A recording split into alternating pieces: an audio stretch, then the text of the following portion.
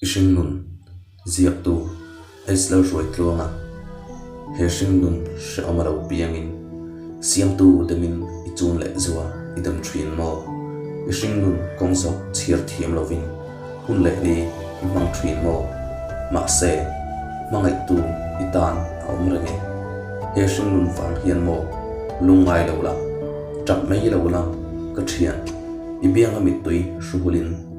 mangai tu ron pan mai ro he shing nun she amaro seilianin thian ta chiarin khovel moina I chen thin mo lim na tluan tling nei chuang si lovin hun le ni imang thin mo ma se mangai tu itan a omrenge he shing nun lungai thak tak hi hunin liam pui mai se lomna inei theinan chungril limna nei chung zel si in hun le ni mang thala ma se mangai tu thei lai suang che